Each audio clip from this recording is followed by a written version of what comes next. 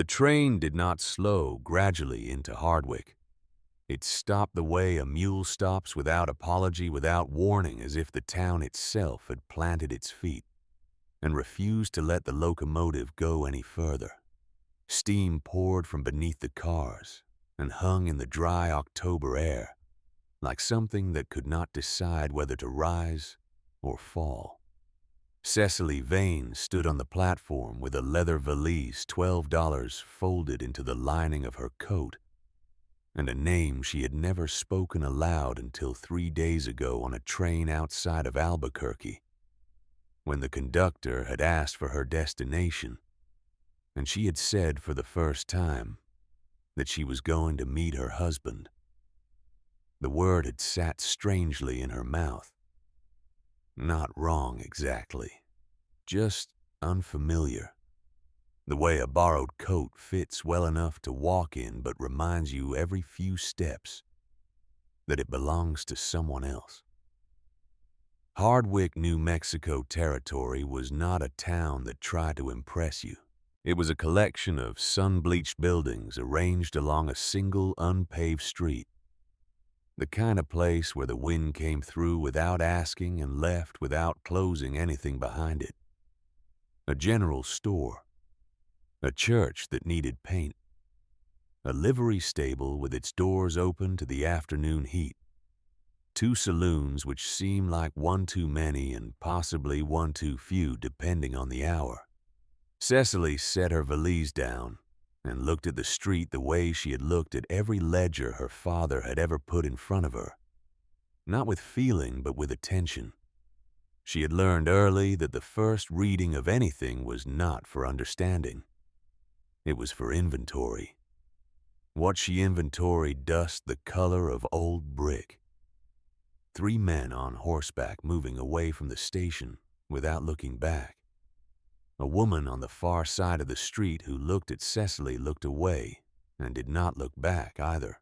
A sky so blue and so large that it seemed to be making a point of some kind, though she could not yet determine what. She picked up her valise and waited. He was leaning against the post at the edge of the platform. She had not noticed him initially, which told her something either that he was very still or that she had been looking in the wrong direction. When she turned and found him, he was already watching her, not with the assessing look she had expected from a man who had ordered a wife through correspondence. Something more neutral than that, more careful. Whit Calloway was 31 years old, and he wore it the way certain kinds of country wear their years not softly. He was tall enough that he did not need the platform broad in the shoulders, without being heavy with the particular economy of movement that comes from spending years doing work that punishes waste. His hat brim was wide enough to put half his face in shadow, and his eyes, when she could see them, were the color of creek water in autumn, not quite brown, not quite gray. He pushed off the post and came toward her, not quickly. "Calloway," he said. "Vane," she said. He looked at her the way she had looked at the street, not unkindly, but with the same quality of attention. Then he reached down and took her valise without asking. She almost protested. She let him take it. They shook hands. His palm was calloused in the specific way of a man who works with rope and leather and does not wear gloves unless the cold demands it. Her gloves were city gloves, thin kid leather, and she was aware of the difference even through the fabric. Neither of them said anything that could be classified as a pleasantry.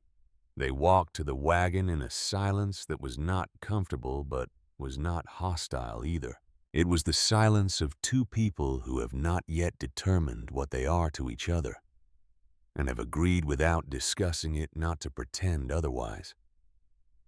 The road out of Hardwick ran west and then southwest through a landscape that did not comfort. The grass was brown and the rock was red, and the mountains in the distance were the blue-gray of old bruises. Cecily sat straight on the wagon bench and watched all of it, and thought about what her cousin Prudence had said when she had handed over the train ticket. "You'll make it work. You always make things work." What Prudence had not said, and what Cecily had understood anyway, there was nothing left in Boston to work with. Her father, Soren Vane, had been a careful man, a patient man, a man who kept his accounts in a neat hand and his opinions to himself, and believed perhaps too sincerely that if you did your work honestly, the world would extend you some corresponding courtesy. He had died in February 8 months ago now in a boarding house room with a view of a brick wall, leaving behind a reputation that had been systematically and thoroughly destroyed, a box of personal papers, and a daughter who had inherited his patience and his handwriting and very little else. The destruction of Soren Vane's reputation had been quiet, which made it worse. There had been no trial, no public accusation, no moment where Cecily could stand up and say, "This is a lie. Here is the truth. Here is what actually happened." There had been only the slow withdrawal of people who had known her father for 20 years, the closing of doors, the polite regrets from the school board, the landlord's apologetic note, the particular violence of being ruined without being confronted. Cecily had spent 3 months trying to find the thread that, if pulled, would unravel the whole thing. She had found threads. She had pulled. Nothing had unraveled. Then there was no more money and a cousin with a connection to a marriage broker in New Mexico, and here she was. "I'll explain the situation when we get to the ranch," Whit said about 10 minutes out of town. It was the first thing he'd said since they left the platform. "All right," Cecily said. Another 5 minutes of silence. Then, "The broker's letter said you can keep books." "I can. And cook. Adequately. I was honest about that." Something moved in his jaw, not quite a smile, but a direction a smile might eventually travel. "Honest brokers' letters are unusual. I wrote most of it myself," Cecily said. "Mrs. Pruitt copied it out." He looked at her, then a quick sideways assessment. "Why would she do that?" "Because I wrote a better letter than she would have." This time the thing in his jaw completed its journey. It lasted about 2 seconds and then was gone. Red Ledge Ranch announced itself not with grandeur but with persistence. The fencing went on longer than she expected, post after post stretching into the distance, with the determination of something that had been built and repaired and built again over many years. The ranch house itself, when it came into view, was 2 stories of cedar and stone that had clearly been added to over time, not haphazardly, but in the way a sensible man adds to a structure one need at a time. There was a covered porch along the front with a view of the mountains. The barn was larger than the house and in better repair. A vegetable garden ran along the south side of the house, and even in October, at the tail end of the growing season, it was clearly the work of someone who cared about it. A woman came out of the front door before the wagon stopped. She was perhaps 58, perhaps older, with gray hair pulled back without decoration, and hands that hung at her sides with the ease of someone accustomed to using them. She looked at Cecily the way Cecily's third-grade teacher had looked at new students, not unkindly, but without assumption. "This is Della," Whit said. "She keeps the house." "Dinner at 6, Della said. Then she went back inside. Cecily's room was on the second floor at the end of a short hallway. It had been a girl's room once. There was a small bookshelf with a volume of Tennyson still on it, and near the window a faint mark on the wall where someone had measured their height in pencil, and someone else had tried without complete success to erase it. The bed was narrow, but the mattress was new. The washstand had clean towels. She stood in the room for a moment after Whit left valise at her feet and looked out the window at the mountains going gold in the afternoon light. She thought about what her father would have said. He would have found something to say about the geology. He had always found something to say about the geology of places, even places he had never been, even places he had only read about. She opened the valise and began to unpack. At the bottom, beneath the folded dresses and the leather writing case, was her father's pocket watch, silver plain engraved on the back with his initials and the year he had received it, 1861. She had carried it since February. She set it on the dresser where she could see it from the bed, and then she finished unpacking and did not look at it again that evening. At dinner, Whit explained it the way a man explains a problem he has looked at from every angle and has not found a way to make smaller than it is.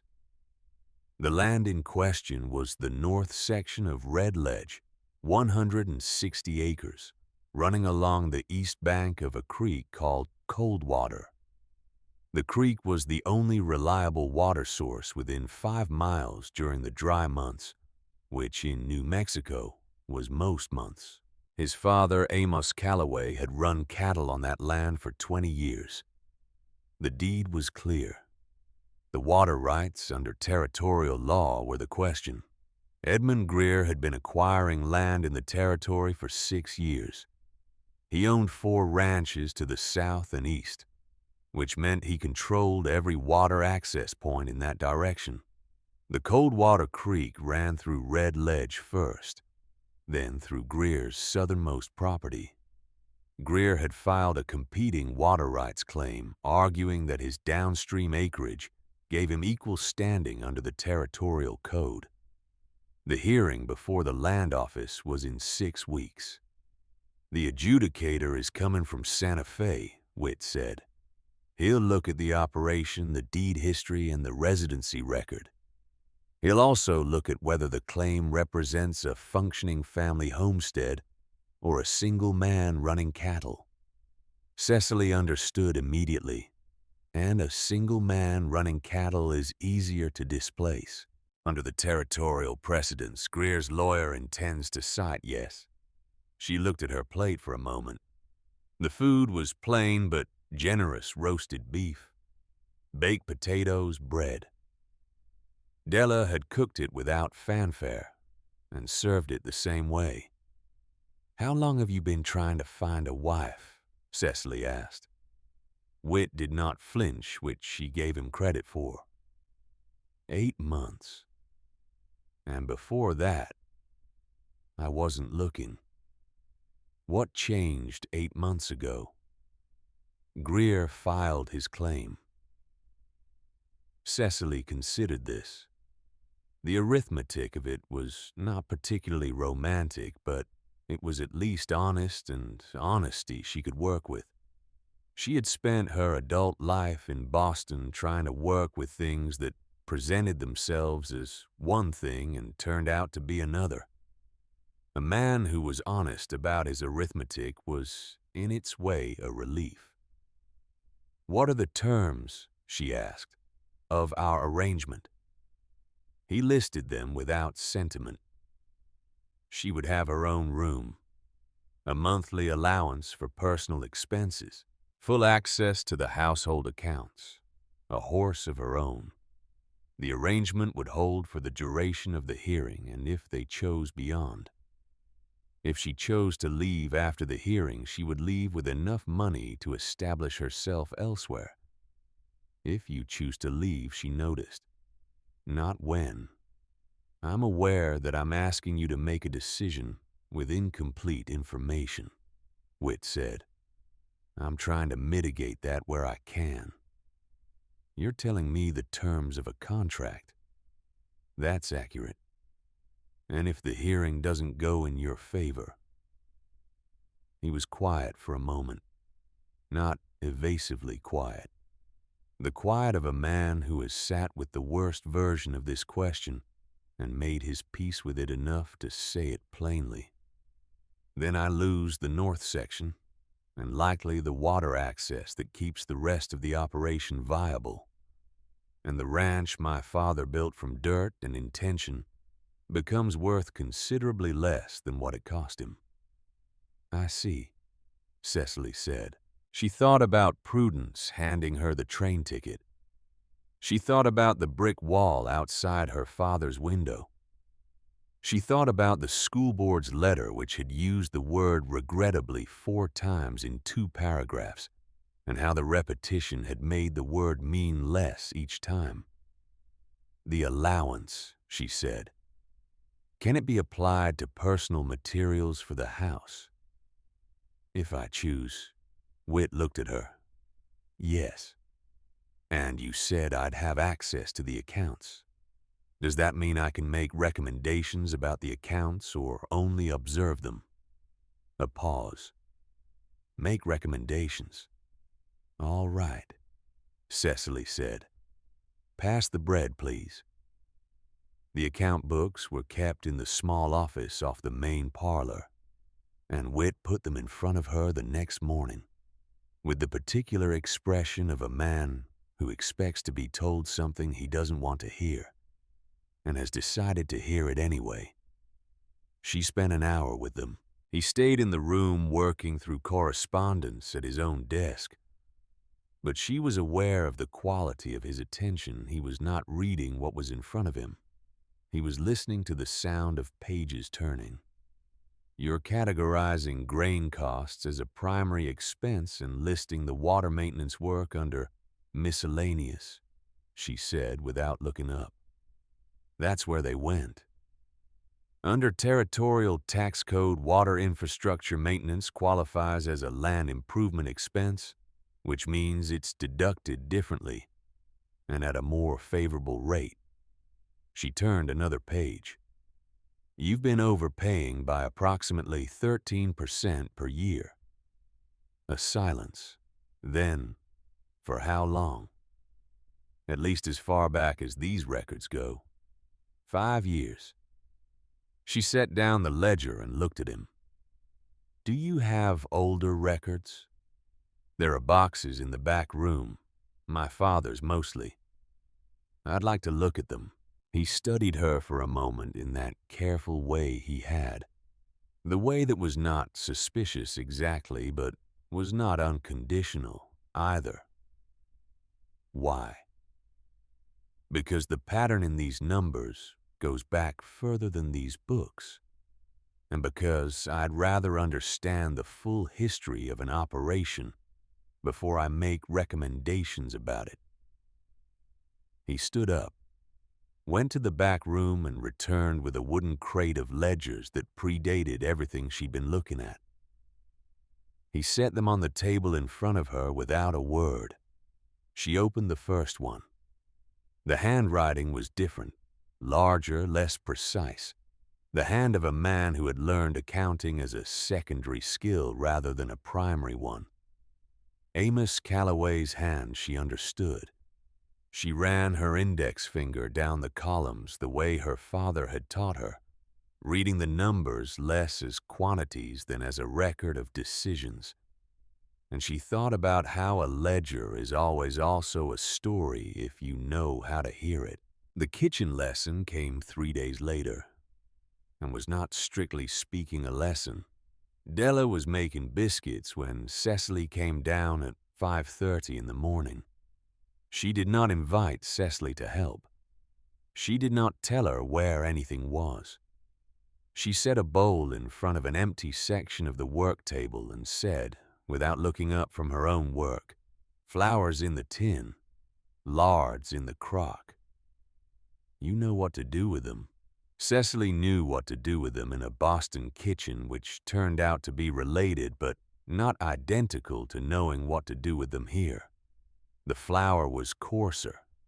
The lard was rendered differently. The oven, which ran on wood rather than gas, had a personality that required interpretation rather than instruction. She made her biscuits too flat on the first attempt. Not inedible, she had not survived the last 8 months by producing inedible food, but flat in a way that suggested she had not yet understood something essential about the altitude or the wood or the lard or some combination of all three. Della looked at them without comment. "What did I do wrong?" Cecily asked. "Nothing wrong." Della turned her own perfect biscuits onto the pan. "Just not right yet. That's the same thing." "No," Della said. "Wrong and not right yet are different. Wrong means you made a mistake. Not right yet means you made something you don't know how to make." She put the pan in the oven. There's a difference worth keeping in mind. It was, Cecily thought, an unexpectedly precise distinction. She filed it away the way she filed everything useful, not for immediate application, but because she had learned that things which seem like they belong in one category sometimes turn out to belong in another. By the end of the week, her biscuits were right. She found the letter on a Saturday afternoon tucked inside the Tennyson volume on her shelf. She almost put it back unread. She had learned early that other people's private papers were other people's private papers, and her instinct toward discretion was strong. But the envelope was addressed not to Nora Calloway, but to the house in handwriting she didn't recognize. And when she turned it over, she saw that it had never been opened. It had been placed there and left, whether forgotten or intentionally, she couldn't tell. She set it on the dresser and didn't read it, and didn't stop thinking about it. That evening after dinner, she found Whit in the parlor, standing at the mantelpiece, with the particular stillness of a man managing rather than resting.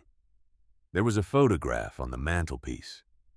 A family, a man, a woman, 2 children, and a third figure standing slightly to the right and behind, partially obscured by the frame's edge. She had noticed it on her first day and noted it and left it alone. Now she looked more carefully. The man in the center, Amos Calloway, had the same quality of stillness she recognized in his son.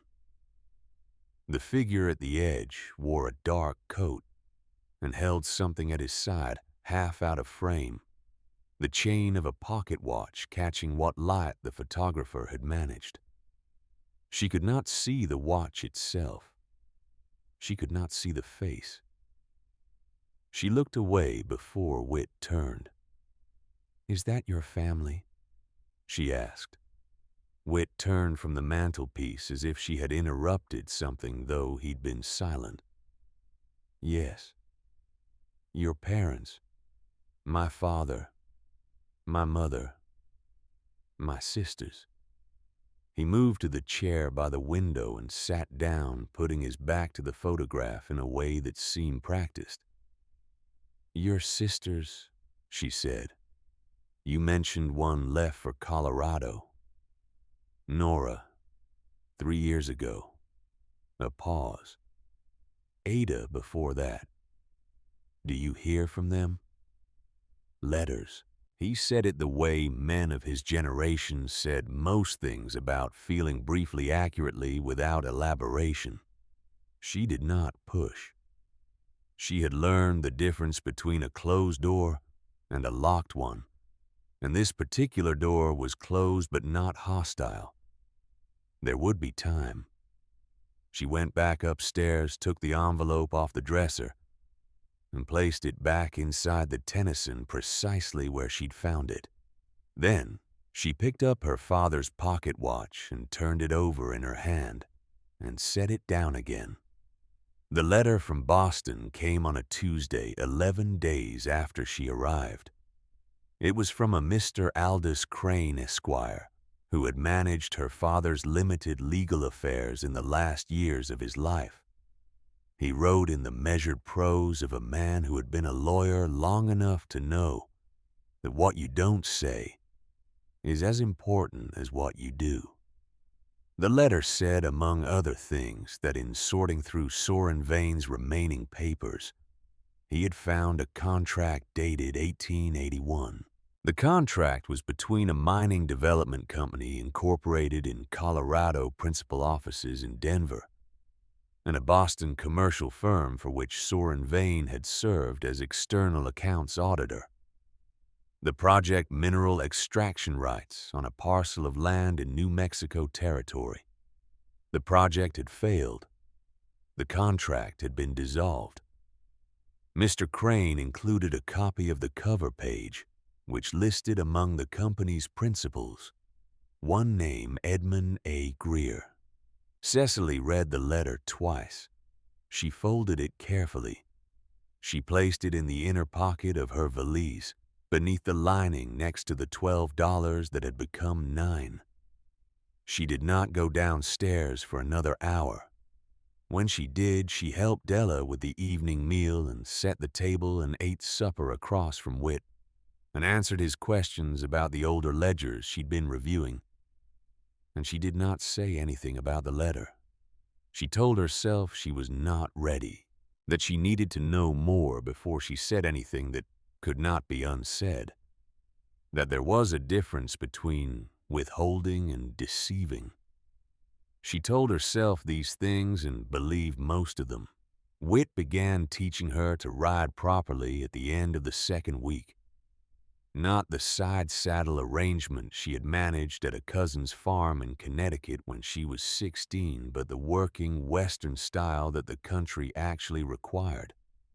The saddle was heavier and the stirrups were longer, and the horse a steady chestnut mare named Daisy that Whit introduced with the words, "She's yours," was approximately twice the horse Cecily had imagined herself managing. "She's mine," Cecily said.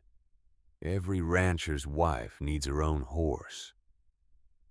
It was the first time either of them had used the word wife in the other's presence. It hung in the air for a moment, not uncomfortably, but with weight. "I'll need to learn her," Cecily said. "That's the idea." Daisy was, in fact, a generous teacher. She was patient with wrong cues, forgiving of imprecise weight distribution, and seemed to understand instinctively that her rider was not incompetent, but was new to a specific grammar. Whit corrected Cecily with the same quality of patience, not simplifying, not condescending, but paying close enough attention to see exactly what she was doing and why it wasn't working, and adjusting from there. It was, Cecily realized on the third morning, the most useful kind of teaching, the kind where the teacher cares more about the student's understanding than about demonstrating their own expertise. "You're not afraid of her," Whit said on the fourth morning. "I respect her," Cecily said. "That's different from afraid." He thought about this. Most people treat those the same. Most people are wrong about a lot of things. This time, the thing in his jaw lasted 3 seconds. Progress. The evening she played the piano, she had not planned to. She had come into the parlor for a book and seen the instrument standing in the corner. A rosewood upright older than the house felt with the particular silence of something that had not been touched in years. She sat down at the bench without quite deciding to. The keys were yellowed but responsive. The tuning was off in the upper register, and 2 notes in the lower octave were dead. but the middle range was intact. She played a piece she had learned when she was 8, a simple thing, nothing impressive. The kind of melody that stays with you precisely because it requires nothing of you. Her hands remembered it without her having to ask them. She played it through once, then again, and then she stopped because the stopping felt right. When she turned, Whit was standing in the doorway. He had not come in. He was leaning against the frame with his arms at his sides in an expression she could not read. Not because it was guarded for once, but because it was too open. The openness was what made it unreadable. "I didn't mean to interrupt," she said. "You didn't interrupt anything." A pause. "I'll have it tuned." "You don't have to." "It'll be tuned," he said, and pushed off the doorframe and walked back down the hall. Cecily sat at the bench for another moment. She thought about what it meant to offer a thing that was not strictly necessary. She thought about the word yours and how he had said it about the horse and the horse alone, but how the piano had been in the sentence too, in a way in the space around the offer. She put her hands back on the keys and played the piece one more time quietly for nobody. On the last Friday of October, Edmund Greer rode up the road to Red Ledge at the head of a party of 3. He was not what Cecily had expected. She had been thinking of a man who looked like his intentions rough-edged, obvious. Greer was neither. He was perhaps 55 with silver in his dark hair, and the upright posture of a man who had spent money on a good tailor and understood that the money was an investment. He rode a black horse that moved like it had been chosen for the impression it would make. Whit stepped out onto the porch. Cecily, who had been working in the parlor with the account books, moved to the window. Greer drew up at the foot of the porch steps and removed his hat, with the courtesy of a man who removes his hat because he learned to, and not because he means it. Calloway. His eyes moved over the house, over the porch, assessing. Then they found Cecily through the window, and he inclined his head. She came outside because she had no reason not to. "Mrs. Calloway," Greer said. "I had heard Whit had taken a wife. I wanted to extend my personal welcome." He reached up and took her hand and held it a fraction longer than necessary. "Boston, I understand. Fine city. I have associates there. Merchants mostly." He paused. "Your father was a man in commerce, I believe?" Cecily kept her face composed. The effort required was not small, but it was not large either. She had been managing her face under pressure for 8 months, and she was good at it. "My father was a careful man," she said. "I'm sure your associates knew a great many careful men." Something moved in Greer's eyes. Not surprise, not displeasure. Recognition. He had tested something and received information from the test, and he was noting the information. "Of course," he said pleasantly. "You must come to dinner at my place sometime. My wife would enjoy the company." He replaced his hat and turned his horse. "Calloway. Always a pleasure." He rode out without looking back. Whit stood on the porch until the sound of hoofbeats faded. Then he said, "What did he say to you?" "He knew my father's name," Cecily said. A silence. Not the ordinary silence between them, but a different kind, charged directional. The kind with a question in it. "Is that significant?" Whit said carefully. Cecily looked at the road where Greer had been. She thought about the letter in her valise. She thought about the name on the contract, Edmund A. Greer. She thought about the pocket watch on her dresser and the silver chain half visible at the edge of a photograph. "I don't know yet," she said. It was true partly. It was also the answer that bought her time she wasn't sure she deserved. She went back inside.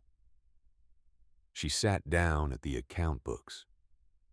She opened them to the page she'd been on and placed her finger on the last number she'd read. And she stared at it for a long time without seeing it. Outside, the sun went down over the mountains the way it did out here. Not gradually, but all at once, the light pulling back like a tide. The dark coming forward to fill the space and the stars arriving before you. We're quite ready for them. 3 weeks is not long enough to know a place, but it can be long enough to begin to understand its rhythms, and rhythm is a kind of knowledge, the practical kind, the kind that keeps you from stepping wrong in the dark. Cecily had learned the rhythms of Red Ledge. She knew that the ranch woke before the sun by about 40 minutes, that the first sounds were always the horses and then the men, and then the smell of Della's coffee reaching the second floor like a hand on the shoulder. She knew that Whit took his first cup standing at the kitchen window looking north, and that the length of time he stood there corresponded with some reliability to the difficulty of what the day ahead held. She knew that the third ranch hand from the left at the supper table, a quiet man named Perch, who had a scar along his jawline and never explained it, ate everything on his plate in a specific clockwise order, and that the only times he deviated from this order were the days when the work had gone badly. She knew these things the way you come to know the particular creak of a staircase in a house you've lived in long enough, not through study but through the accumulation of ordinary mornings.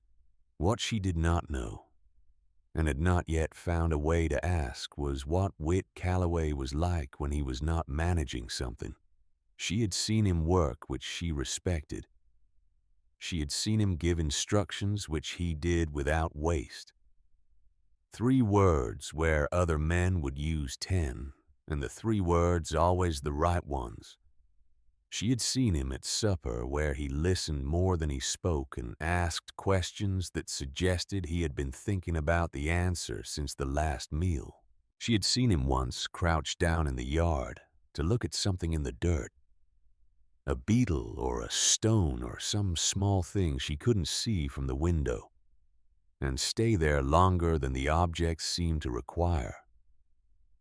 But she had not seen him when nothing was being asked of him.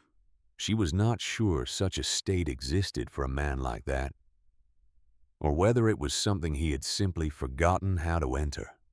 She thought about this on a Thursday morning in early November while she was hanging laundry on the line behind the house, which was a task she had not performed since childhood, and which she had taken on simply because it needed doing.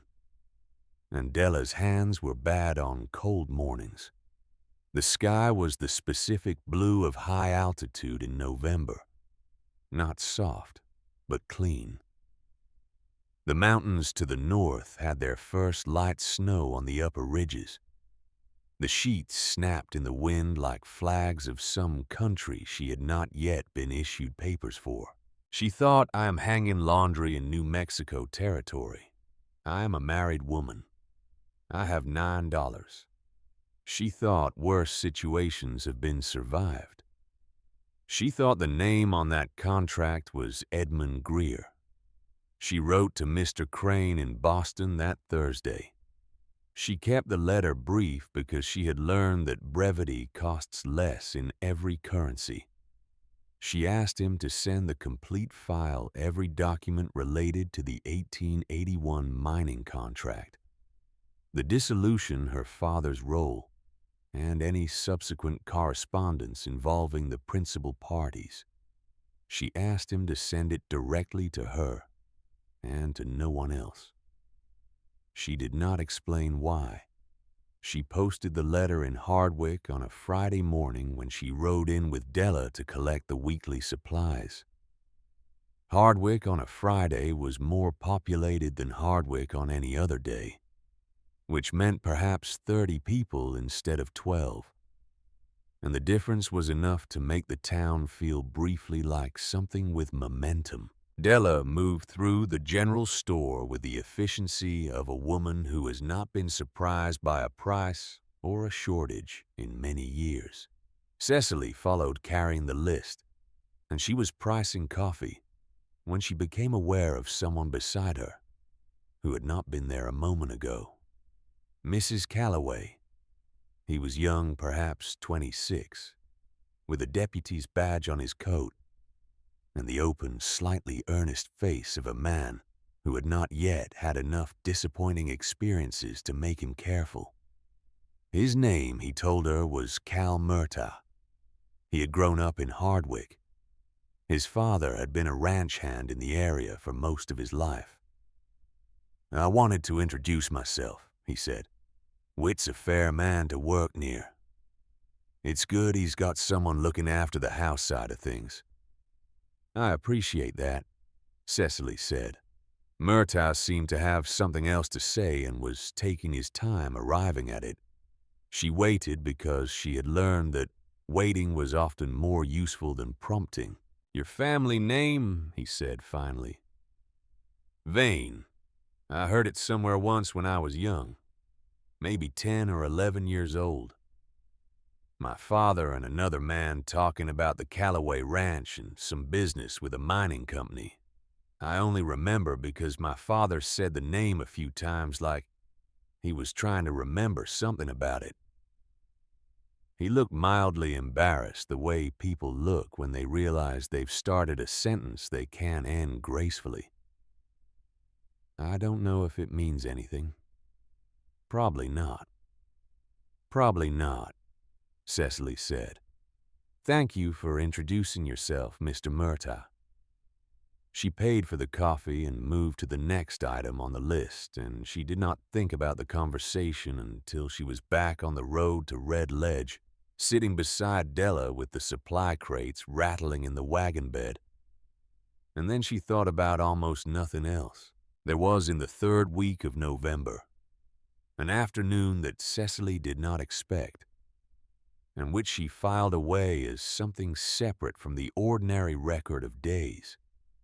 Whit had offered to take her out on the north section of the property, not to the disputed waterlands specifically, but to a ridge above it, from which the whole of the ranch's spread was visible. He said it in the matter-of-fact way he said most things over the account books one morning. "If you're going to understand the operation, you should see it. We can ride out after the midday." They rode for over an hour longer than she'd gone on Daisy so far, and she was proud of herself for not mentioning the fact that her legs were making their opinion known by the 40-minute mark. The country changed as they climbed drier and rockier, the grass giving way to scrub the air, thinning in a way that made her aware of it with each breath. The ridge, when they reached it, was a flat shelf of red rock that jutted out over the valley like a half-finished thought. The ranch below was small from here, the house and barn reduced to geometry, the cattle moving in their slow drift across the grassland. The Coldwater Creek was a line of silver in the late afternoon light, running south through the property until it curved out of sight. She sat on the rock beside him, and neither of them spoke for a while, and it was the first silence between them that felt entirely uncomplicated.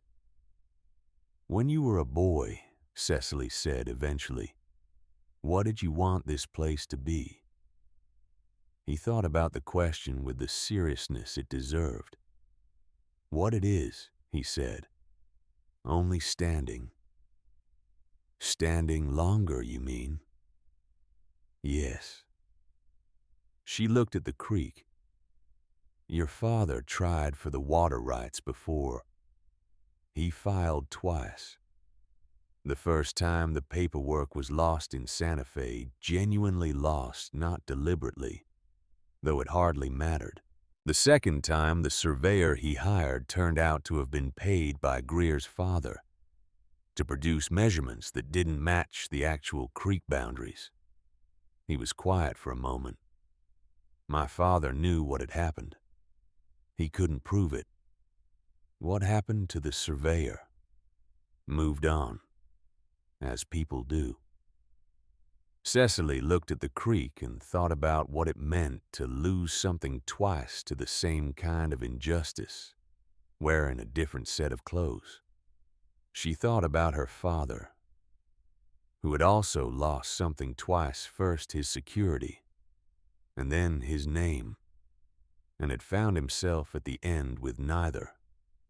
He would have liked this view, she said, which was true in a way that had nothing to do with geography. Whit looked at her. Your father, yes. He didn't ask her to explain it. That was she had come to understand one of his more valuable qualities. He could receive a statement without requiring it to become a longer statement. They rode back as the light was failing, taking a different line through the scrub, and she was aware of the particular quality of the silence between them. No longer the silence of two strangers maintaining a workable distance, but something that had begun to take on its own shape, its own specific weight. Not comfortable exactly, but its own thing. The full file from Boston arrived on a Monday, 12 days after she posted her letter. Mr. Crane had been thorough, whether out of professional duty or something that might have been guilt she couldn't determine from his cover note, which said very little and meant considerably more. She took the envelope to her room and sat on the edge of the bed and read for 2 hours. Her father had been hired in 1880 as external auditor for a mining development venture organized by a Denver company called Mountain Ridge Consolidated. The venture's New Mexico principal was Edmund Greer, who had identified a parcel of land in the territory with geological indicators suggesting silver deposits. The project required capital from Boston commercial investors, and the investors required an independent auditor, someone with no financial stake in the outcome, to review the company's accounts and certify their accuracy. Soren Vane had been that someone. In the spring of 1881, the project encountered a problem. The land they were targeting, a portion of which sat adjacent to the Callaway Ranch's north section, was not entirely clear for acquisition. Amos Callaway had prior grazing rights dating back to territorial agreements in the 1860s, and those rights created a legal complication for the mining access the company needed. What happened next, Cecily read 3 times, because the first 2 times she was reading it with the part of her mind that did not want to believe it. In June of 1881, Amos Callaway died. The official finding was accident, a fall from a horse in rocky terrain. No witnesses discovered the following morning by a ranch hand. A death common enough in that country at that time, unremarkable by the standards of the territory. There had been a witness statement, a document prepared by the company's lawyers signed by several individuals who had been in the area that week, attesting that the terrain where Callaway had been found was known to be dangerous and that his death was consistent with an ordinary riding accident. One of the signatures on that document was her father's. Below the signature, in the margin in her father's handwriting, the careful, precise hand she had known her entire life, were 4 words that had never been part of the official document. I did not see. Not I lied. Not I was forced. just I did not see. The four most precise words a careful man could choose to record a truth he could not speak and could not fully silence either. Cecily set the document down on the bed beside her. She sat very still for a long time. Her father had not witnessed anything. He had been asked to sign a document attesting to something he had not witnessed. He had signed it whether from fear or from something more complicated than fear. She could not know, now could never know. And he had been marking his own account ever since. The four words in the margin were not exculpation. They were not confession.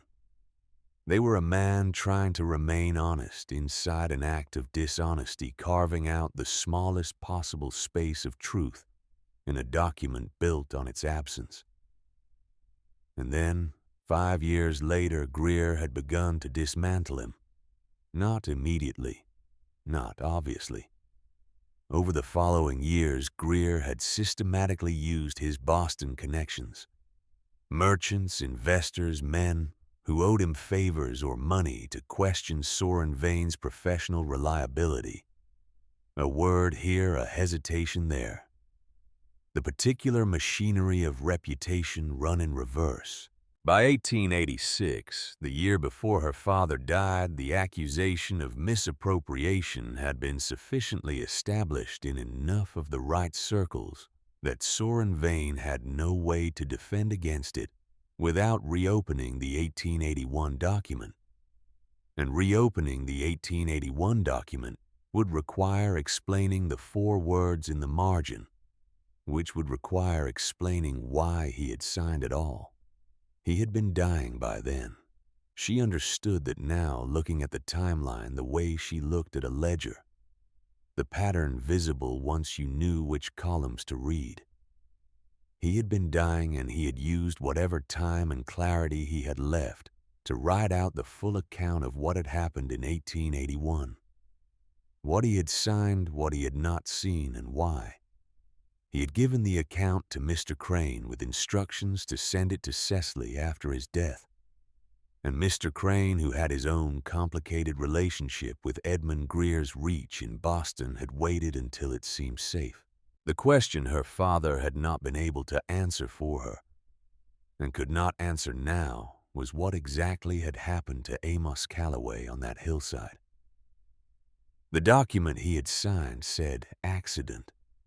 The four words in the margin said, I was not there to know. The truth of what happened to Whit's father lived in the space between those two statements, and her father had died carrying the weight of that space without being able to close it. She folded the file.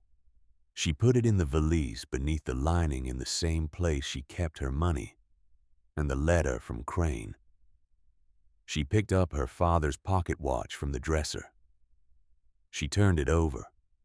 She thought about a photograph on a mantelpiece, a figure at the edge of the frame, a silver chain half out of frame catching light. She set the watch down. She went downstairs and helped Della with supper, and did not say anything. The answer to the photograph came the next day, though she had not been looking for it. Or rather, she had been looking in the wrong direction, and the right direction found her instead. Myrta rode out to the ranch on a Tuesday afternoon with the look of a man acting on something he had been sitting on for a while. He found Whit out by the barn, and Cecily, who was returning from the garden with the last of the autumn herbs, stopped at a distance when she saw the expression on the deputy's face. She was too far to hear clearly. She heard fragments, records, office, old filing, 1881. And then Murtaugh produced a folded document from his coat, and Whit took it, and both men were still for a long moment. Then Whit looked up and saw her standing at the garden gate. He came toward her with the document held at his side. His face had closed in a way she hadn't seen before, not the ordinary privacy of his expressions. but something that had been closed hard deliberately against something pressing from the inside.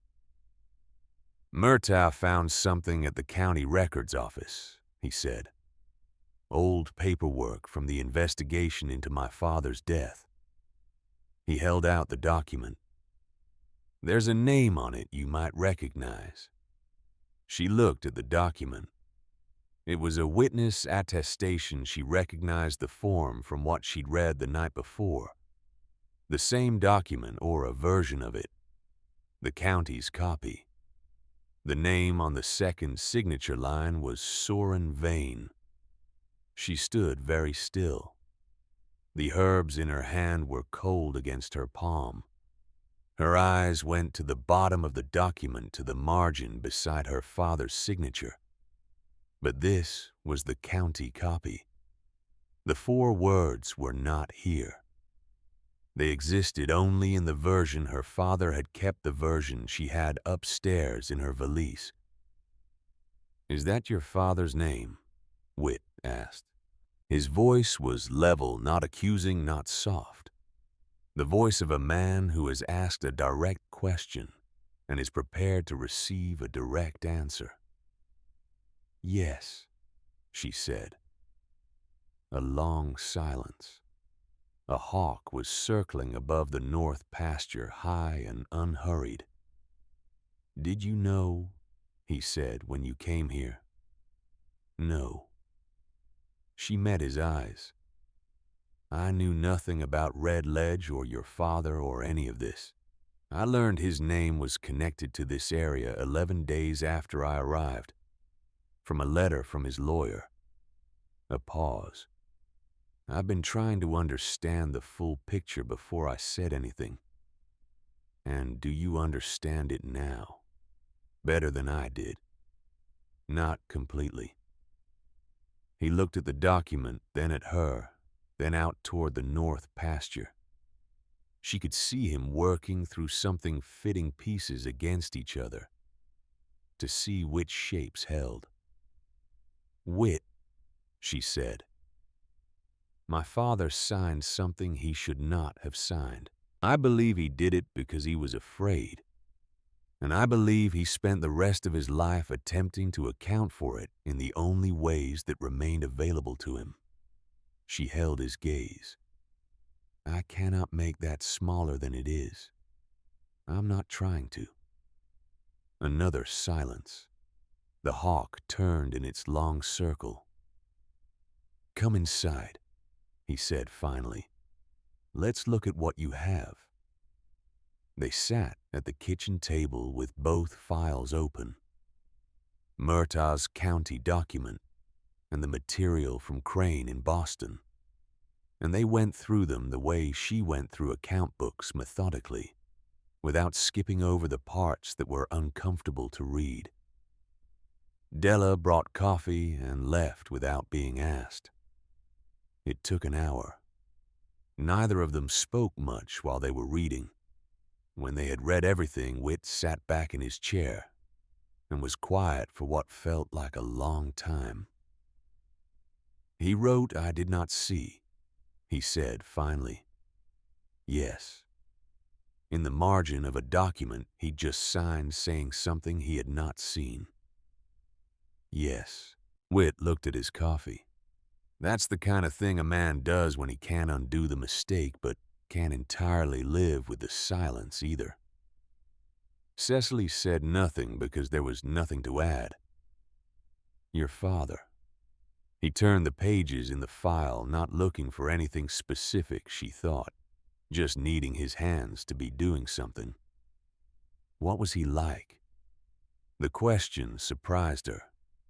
Not its content, but the fact that he was asking it. That in the middle of reading documents about the death of his own father, he had found room to ask about hers.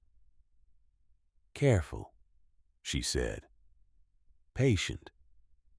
He believed that accuracy was a form of kindness, that if you got the numbers right, the people attached to the numbers had a better chance.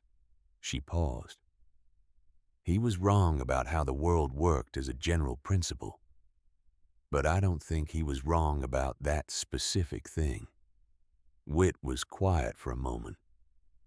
My father was not careful. He was stubborn and he was brave and he moved too fast in rough terrain because he didn't like to let the terrain dictate his pace. A pause. I've spent 10 years being careful on his behalf. Cecily looked at him. I think that might be the most I've heard you say at once.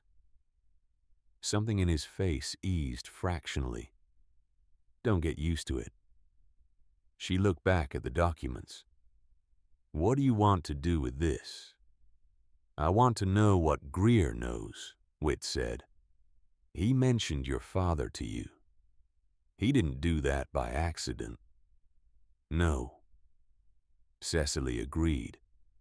He doesn't seem like a man who does things by accident, which means he has a version of this story. He gestured at the files. We have another version. The question is, which one holds up when you put them side by side in front of people who can make a decision?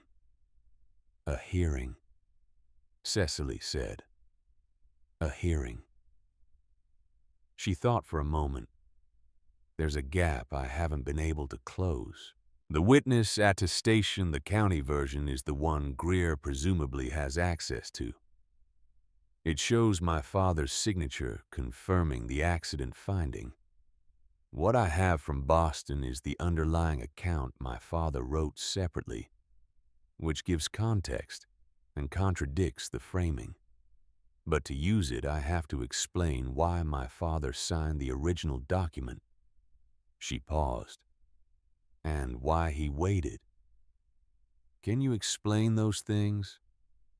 I can tell the truth of what I understand. Whether that's the same as explaining it depends on who's listening. He thought about this. Murtaugh's sympathetic. He won't be at the hearing, but he can help us understand what Greer's likely to present. I'll talk to him, Cecily said, if that's useful. It's useful, Whit said. He closed the files and stacked them neatly at the edge of the table, her habit, she realized. He was doing it the way she did it, which meant he had been paying attention to how she organized things. The observation arrived small and stayed large.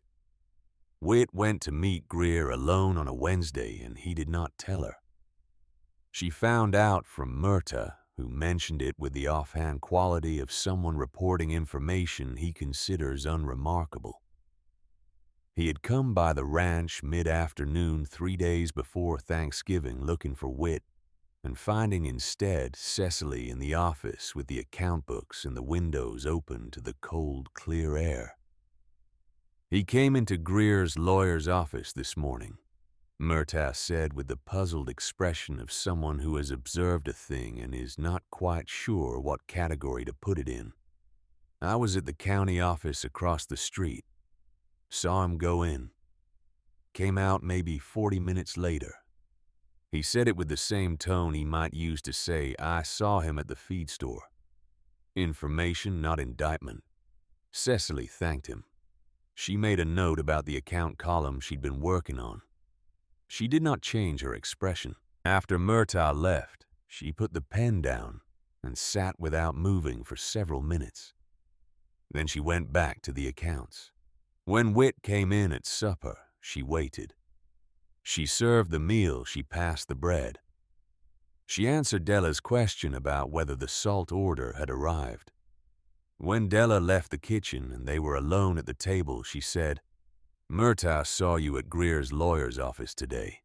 Whit set down his fork. He did not look away from her, which she gave him credit for. I went to offer him a compromise, he said. Red Ledge keeps the primary water access. Greer gets a 5-year use agreement on the lower field, the one that abuts his north property. And he refused. He refused. When were you going to tell me? He was quiet for a moment. The honest quiet, not the evasive kind. If it had worked, he said, I would have told you it was settled. And if it hadn't worked, I'm telling you now, Cecily looked at him. She thought about the letter in her valise, the 11 days she had spent constructing a complete picture, before she said anything. She thought about how she had told herself that was different, that withholding was not the same as deceiving, that she had needed to understand before she could explain. She thought about how that reasoning had felt solid at the time, and how it felt at this particular moment considerably less solid. "You went to him alone," she said, "without telling me, to negotiate something that directly involves the hearing, which is the reason I'm here, without consulting me." "Yes." "Because you're accustomed to solving things alone." "Yes." "And because you weren't certain I'd agree with your approach." A pause. "Yes." She looked at her plate, then back at him. "I've been keeping things from you, too. Not because I was trying to deceive you, because I was trying to understand them first." She picked up her fork. "We're both doing the same thing, Whit. We're both deciding alone what's safe to say, and when to say it." He did not argue with this. "It has to stop," she said. "Not because we have some obligation to each other that we agreed to, but because it won't work otherwise. The hearing is 4 weeks away. Greer knows things. We have to know what we know together, or we'll keep leaving gaps that he can step into." Whit picked up his fork. He ate a bite of the food that had gone cold while they talked. Then he said, "You're right. 2 words." She was learning by now that 2 words from him frequently weighed more than other people's paragraphs. "I know," she said. Della noticed she always noticed, but she said nothing until Saturday morning when Cecily was alone in the kitchen and the atmosphere between the two of them had returned to its working version of ordinary. "He's been running this place alone since he was 25, Della said without being asked. She was kneading dough, not looking up. "His mother left first, not left, she died. Then his father. Then Ada, and then Nora." "Why did Nora go?" Cecily asked. "The real reason." Della kneaded for a moment. "Because she loved her brother, and she couldn't stand watching him become the ranch. He stopped being Whit and started being Red Ledge, and she couldn't reach him anymore." A pause. "It wasn't his fault, and it wasn't her fault. Some people can't be reached through that much responsibility, and some people can't stay where they can't reach." Cecily thought about this. He knows that's what happened. He knows something happened. Whether he knows exactly what, that's harder to say. Della lifted the dough, turned it, pressed her knuckles in. "He's not a man who doesn't feel things, Mrs. Calloway. He's a man who never learned what to do with them once he'd felt them." She looked up briefly. "Different problem. Harder one in some ways." Cecily nodded. She was thinking about a man crouching in a yard to look at something small for longer than it seemed to require. She was thinking about a door that was closed but not locked. "Thank you, Della," she said. "I didn't say anything," Della said, and went back to her bread. The letter from Greer arrived on the Monday before the hearing. It was formal, lawyer-drafted, addressed to W. Calloway and spouse. It stated that at the upcoming hearing, Edmund Greer intended to present evidence relevant to the reliability of the Calloway homestead claim, specifically documentation demonstrating that a material witness in a prior legal proceeding related to Red Ledge Ranch had been an associate of the Calloway claimant's current spouse, creating a potential conflict of interest in the claim's merit. He was going to use her father's signature to argue that her presence at Red Ledge was not evidence of a genuine homestead, but evidence of a coordinated effort to obscure a relevant history. He was going to use a dead man's fear to undo a living woman's attempt to set it right. Cecily read the letter at the kitchen table alone in the early morning light. Then she set it down and went to find Whit. She found him at the barn, in the specific spot where he stood. When the day ahead was heavy, she knew the spot now.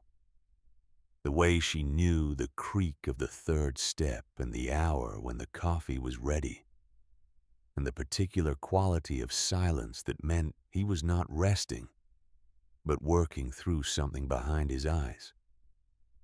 She handed him the letter without a word.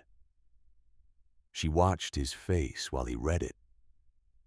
She watched him arrive at the understanding she had already arrived at, and she watched him stay very still.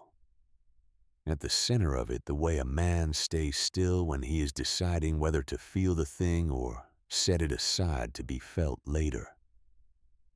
He's going to try to make your father into a liability, Whit said. Yes. And you into a planted piece. Yes. He folded the letter once precisely, the crease sharp. What do we have? We have the complete file. Both versions of the witness document the county copy, and the full account my father wrote separately. We have the timeline of Greer's campaign against my father's reputation, which starts in 1886. We have Murtagh, who found the county document independently, which establishes that we didn't manufacture it. She paused. We also have the fact that Greer's father filed a competing claim on the same parcel in 1882, 1 year after your father died, which is either a remarkable coincidence or it isn't. It isn't, Whit said flatly. I know. She looked at him. I want to present it at the hearing.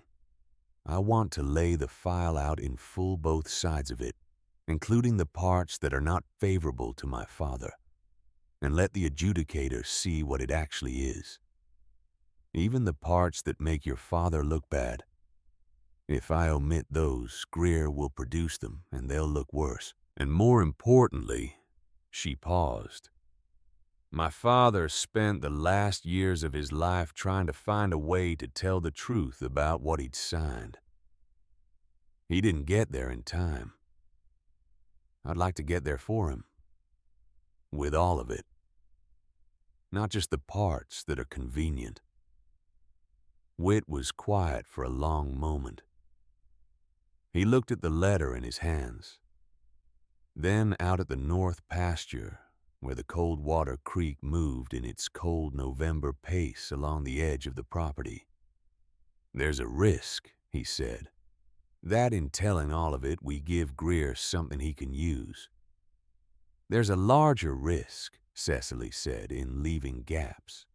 He looked at her. The morning light was behind him, and she couldn't read his face as clearly as she'd learned to, but she didn't need to. She had learned to read him in several registers now, and the one available to her in that moment said yes. All right, he said. We have 4 weeks, she said. I need 2 of them to prepare the file properly. She turned toward the house. I'll start this morning. She was 3 steps away when he said her name. Not Mrs. Calloway. Her name.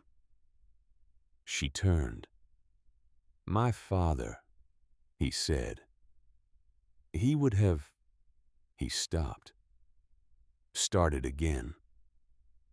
He would have wanted someone to say what happened, even if it was complicated, even if saying it meant admitting that it was complicated. A pause. I think you understand that. I do, she said. She went inside to begin. The preparation took 11 days. Cecily worked at the office table from first light until the lamps were necessary, and sometimes after. She built the file the way her father had taught her to build an audit, not by conclusion, but by sequence, laying each piece of evidence in the order it had occurred, so that the story it told was not argued but demonstrated. The distinction mattered. An argument could be countered. A sequence properly constructed simply was. She made 3 copies of everything, one for the adjudicator, one for the record, one she kept. Whit left her to it mostly. He brought coffee in the mornings without being asked and removed the tray without comment when she had forgotten to eat. He answered her questions about the property history with the precision of a man who had memorized it, not from documents but from having lived inside it. And she noted that his memory for dates and acreage and the specific sequence of events was as exact as any ledger she had worked from. The ranch was in him the way arithmetic had been in her father, not learned but absorbed, structural. On the 8th day, Murtaugh came by with additional material from the county records office. He had found the original surveyor's report from 1880, the legitimate one filed before Greer's father had hired the second surveyor to produce measurements that didn't match the creek. The 2 reports side by side were not ambiguous. The discrepancies were not the kind that resulted from different instruments or different weather or different approaches to the same problem. They were the kind that resulted from one report being accurate and one being paid for. That's what you needed, Murtaugh said, looking at the documents laid out on the table. It helps, Cecily said. It's not sufficient on its own, but it establishes a pattern of interference that predates my father's involvement by at least a year, which means the signature they're going to use against us was obtained inside a scheme that was already in operation. Murtaugh thought about this. So your father didn't start it? No, he was acquired by it. There's a difference worth establishing. She looked at the surveyor reports. Can you testify to where you found this? County records office. Open file. Available to anyone who looked. He paused. No one looked. Until you did. Until I did. She thanked him. He left. She added the surveyor reports to the sequence in the correct position and went on. On the 9th day, she became aware of something she noted and filed away. Twice that afternoon, she heard Whit check the south fence line when there was no scheduled reason to check it. He said nothing when he came back in, but he poured his afternoon coffee and stood at the kitchen window for longer than the day's difficulty seemed to warrant. She said nothing either. She returned to the documents and worked until the lamp was necessary, and she was aware in the specific way she had become aware of things at Red Ledge that the ranch was holding its breath. On the 10th day, 3 nights before the hearing, she woke at 2 a.m. to a sound she couldn't immediately place.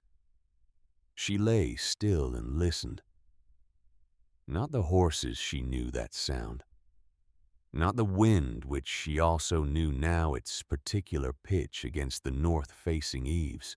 Something with human intention in it, moving at the edge of the property where the creek ran. She rose and went to the window. The moon was 3/4 full, and the light it produced was enough to see by, though not enough to see clearly. There were 2 figures at the southern fence line moving with the deliberate pace of men who believe themselves unobserved. She went to Whit's door and knocked once hard. He was at the window beside her in under a minute, which told her he had not been deeply asleep either.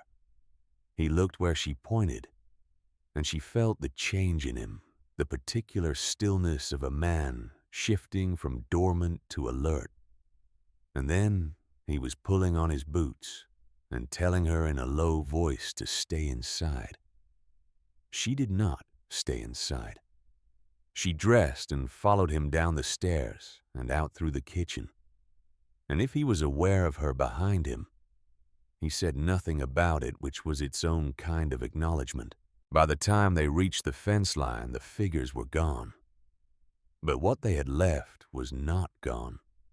The small earthen dam that controlled the flow from the Coldwater Creek into the ranch's primary irrigation channel, a structure Amos Calloway had built in 1874, and Witt had repaired 3 times since, had been broken, not collapsed. Broken. The difference was visible even in moonlight. The damage was at the base where the packed earth had been dug away with something deliberate, leaving the upper structure intact, but the foundation undermined. When the water pushed against it in the morning, it would go. Witt crouched beside it and looked at it for a long time without speaking. Cecily crouched beside him. The creek was cold and she could hear it moving in the dark, indifferent to what had just been done to the structure built to guide it. "How long to repair it?" she asked. 8 hours if I have everyone on it at first light. Maybe 6. He stood. "We'll lose some of the lower pastures' water for the day. The cattle there will need to be moved."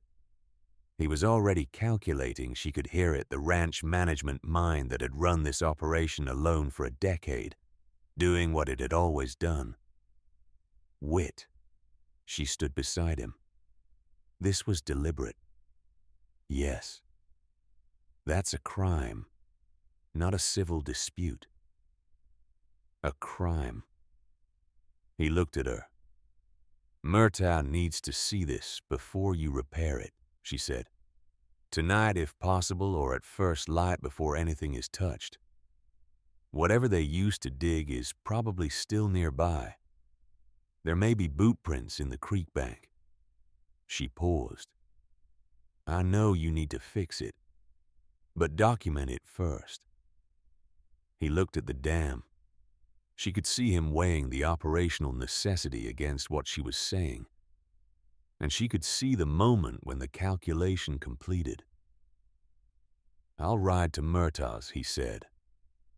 "I'll get the men started on moving the cattle," she said. "So at least that's ready when you come back." He looked at her, then quickly, directly, with an expression she had come to recognize only recently. It was the expression of a man who has been doing something alone for so long that he has stopped expecting help, and who is surprised each time it arrives, that it does not feel like an intrusion.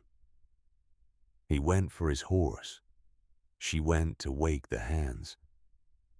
Murtaugh arrived before dawn with a lantern and the focused expression of a man who has been handed something professionally significant and is trying not to show how much it matters.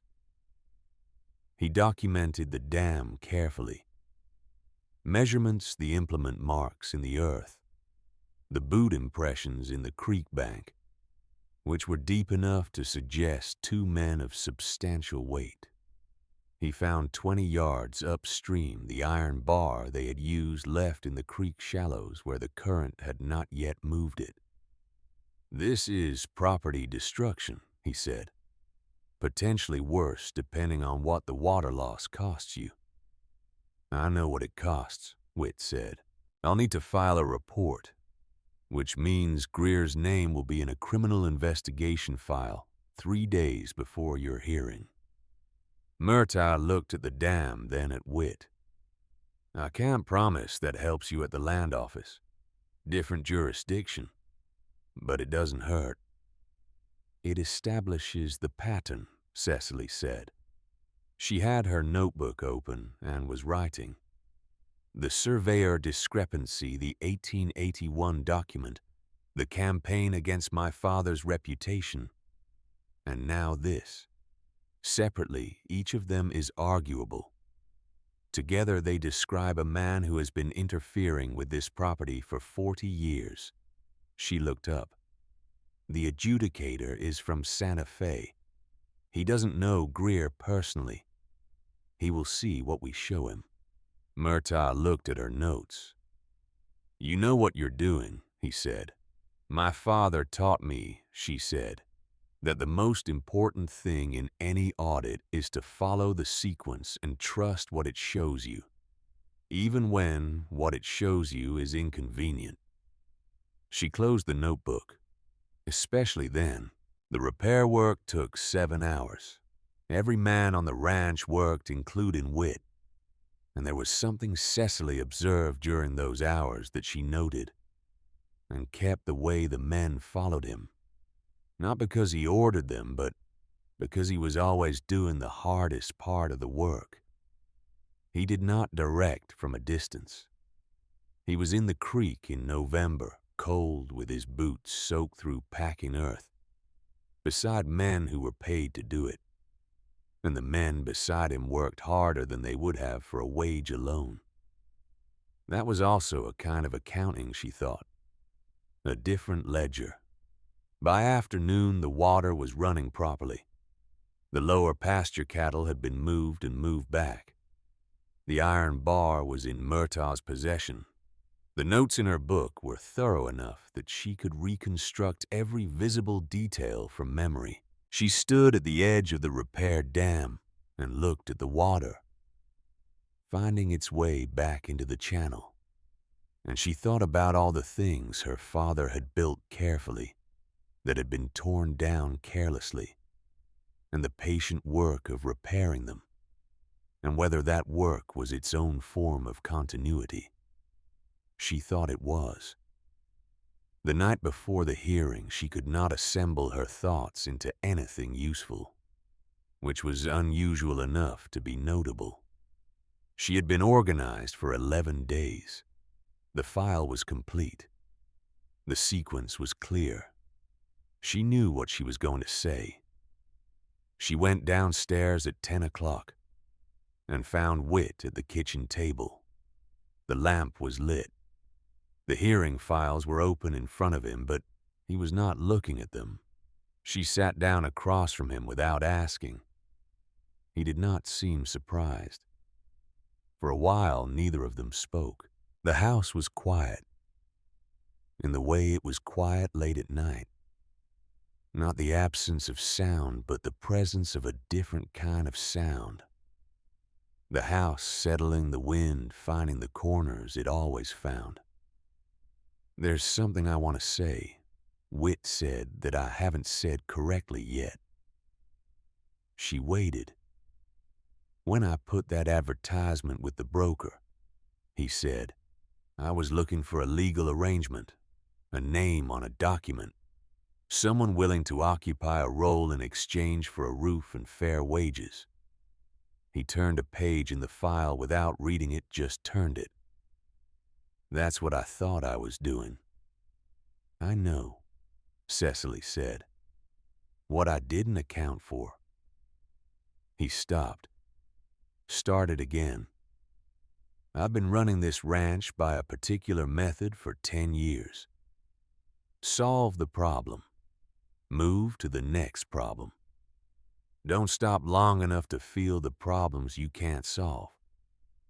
He looked up from the files. You can't keep books that way. You showed me that. Every number connects to every other number. You can't ignore the ones you don't like and expect the whole to be accurate. She understood he was not talking about the accounts. My father died and I didn't grieve him properly, Whit said. I turned his grief into a project. I turned the ranch into the grief and worked the grief into the ground, and told myself that was the same thing. It wasn't. No, Cecily said quietly. I don't know how to do it differently. I don't know how to... He set down the page he'd been holding. Nora said before she left that she couldn't find me anymore. She said I was always in the ranch somewhere, but she couldn't find me in myself. He paused. I told her she was wrong. Were you? He looked at his hands. I've been asking myself that question for 3 years. The lamp flickered once in a draft from somewhere and then steadied. Cecily looked at this man who had offered her a practical arrangement and then spent 3 weeks bringing her coffee without being asked who had said she's yours about a horse. As if it were the simplest thing.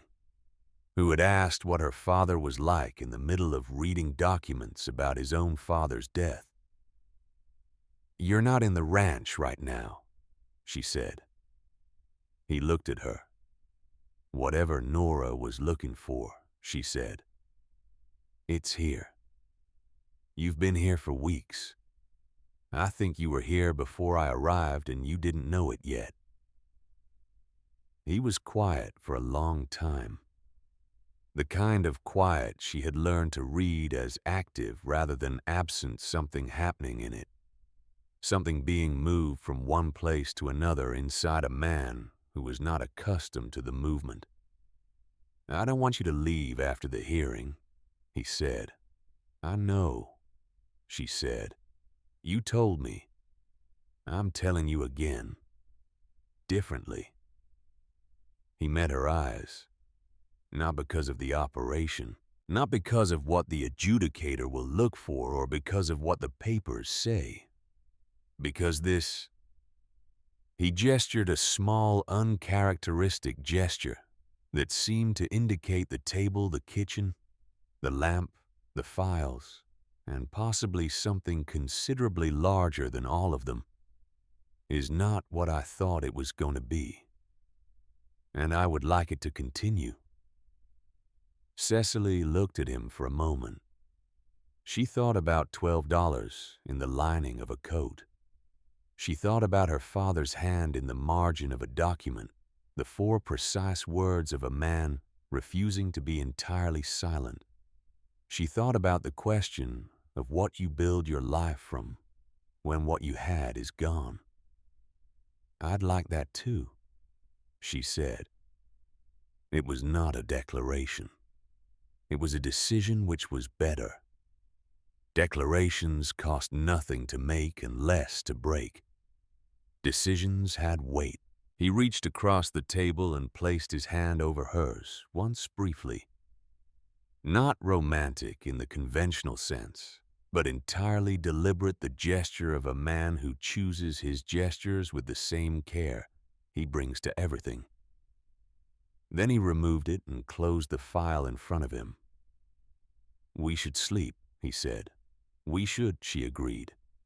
She went upstairs. She lay in the narrow bed that had been Nora's and looked at the ceiling and thought about weight. How things accumulated. How some things you carry forward and some things you set down, and how the wisdom is in knowing which is which. She thought her father had known at the end.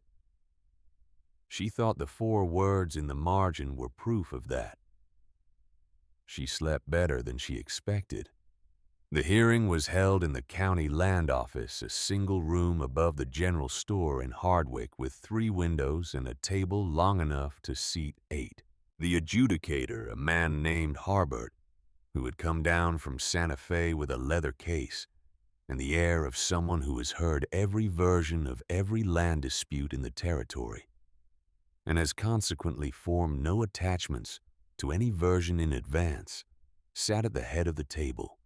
Greer arrived with his Santa Fe lawyer, a thin man named Poole, who wore his suits like armor, and 2 associates who sat behind them and took notes.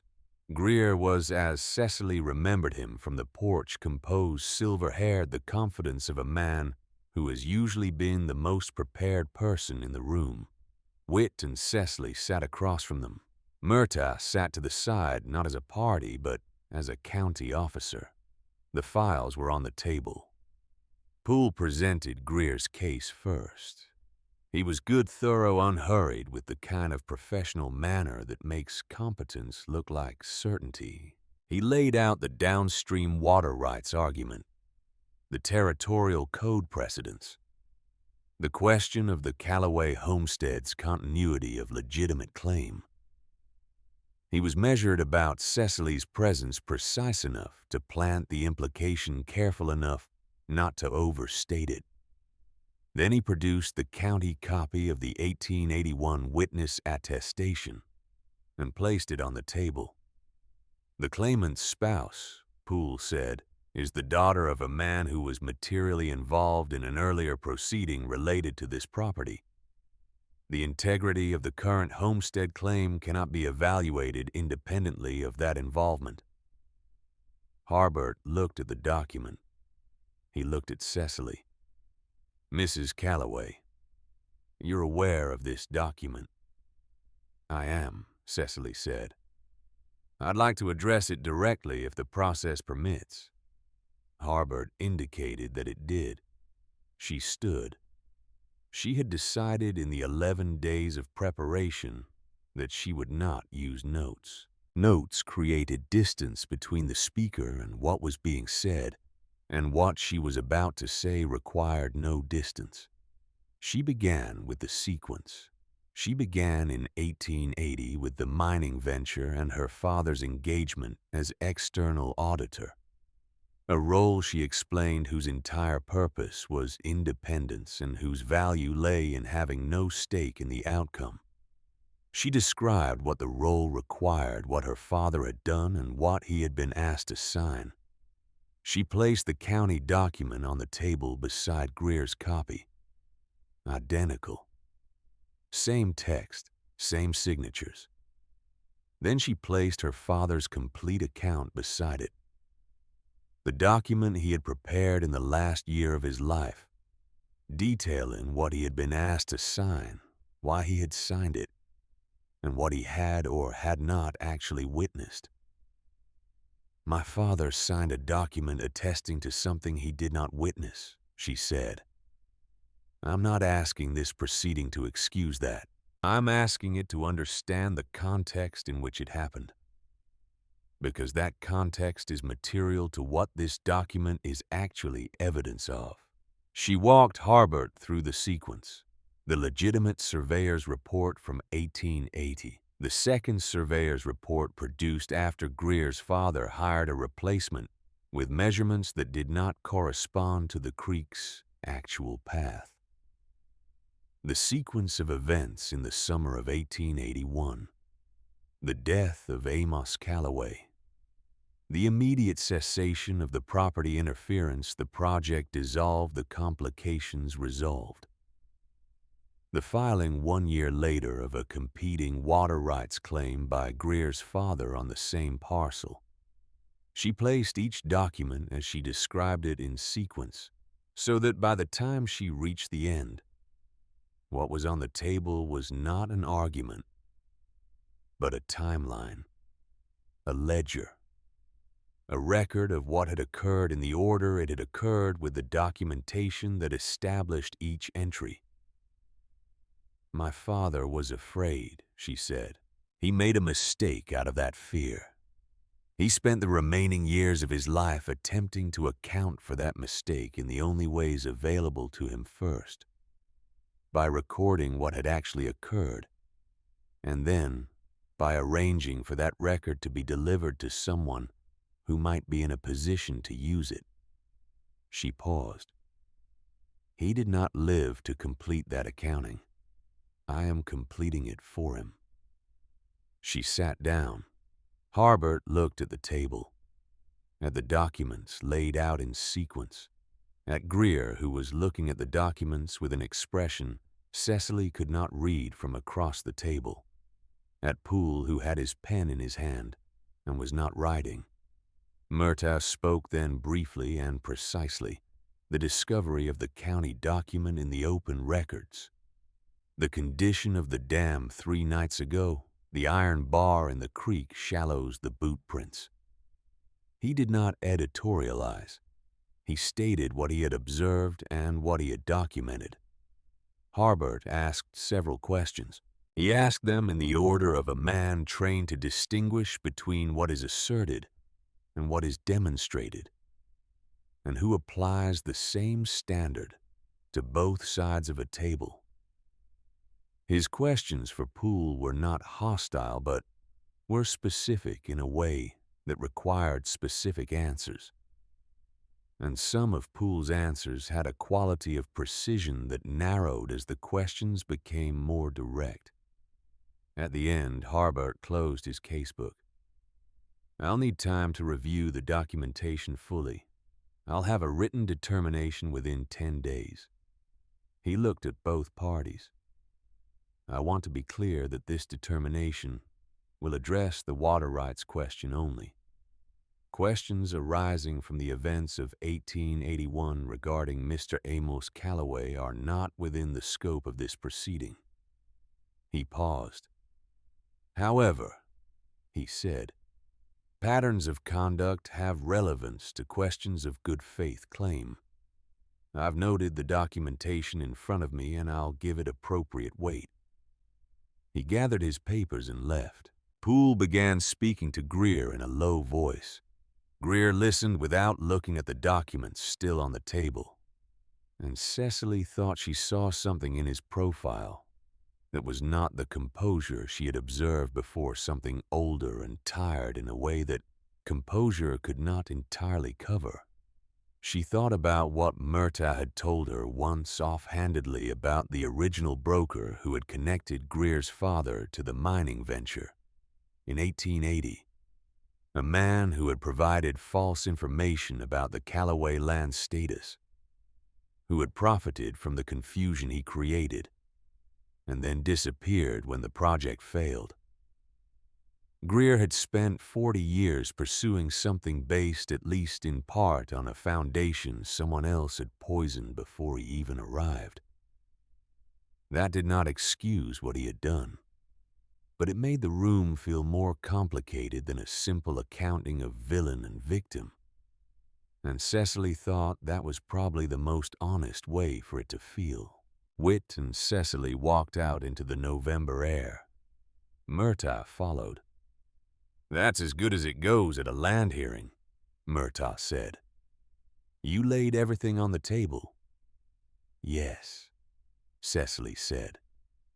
"Now you wait." Now we wait. Whit had said nothing through all of it. He had sat beside her at the table and been precisely as present as she had needed him to be. Not intervening, not filling silences, simply there, the way the mountains to the north were. They're not doing anything specific, but impossible to imagine the landscape without. She was aware of that now, standing in the cold street with her breath visible in front of her. She was aware of how much she had become accustomed to it. They rode home in the particular quiet of people who have done something difficult together and have not yet decided what to say about it. The determination came in 8 days, not 10. Harbert had apparently not needed the full time.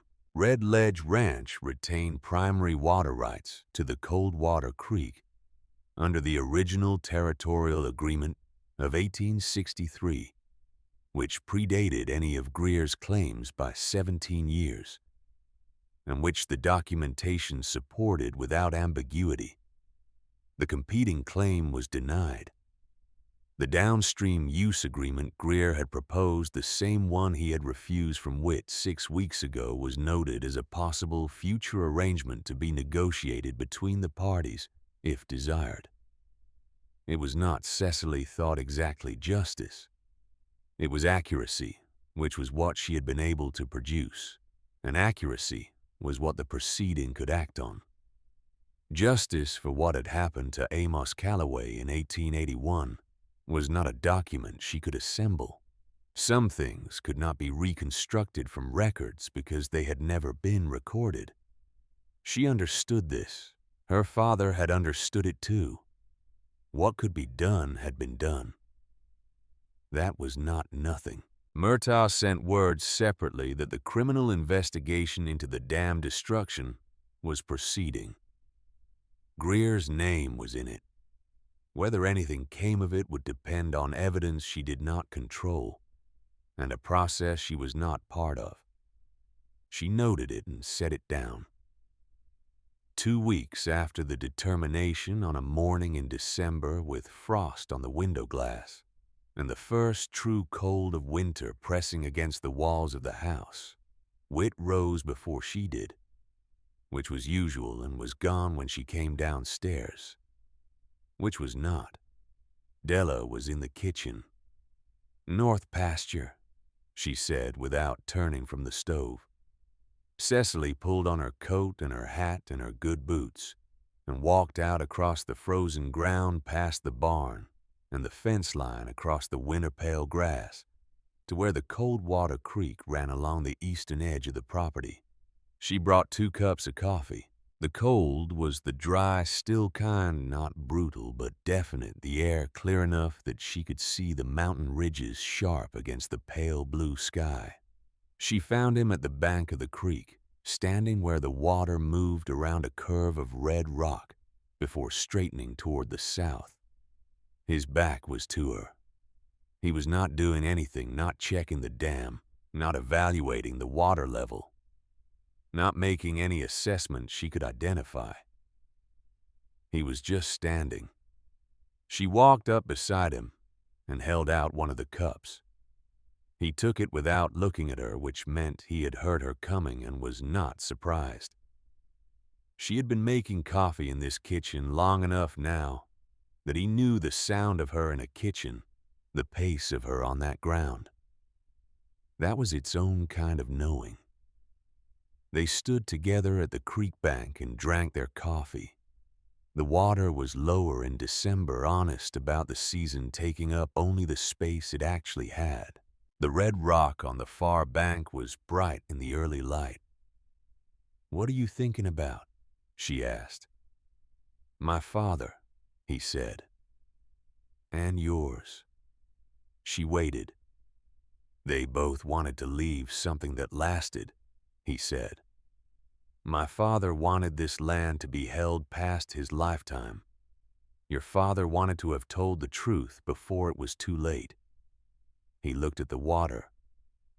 "One of them got there, and one of them didn't, and neither of them could have told you which one it would be." "No," she said. "I've been angry at my father for dying before he finished what he started." He said it with the simplicity of a thing that has been examined until it is no longer sharp. For a long time, that anger was something I kept inside the work. It made the work feel urgent, like finishing the ranch's claim was the same as... He stopped. "As forgiving him for leaving before it was done," she said. "Yes." She looked at the water. "I was angry at my father for signing that document, for not finding a way to refuse, for being afraid." She paused.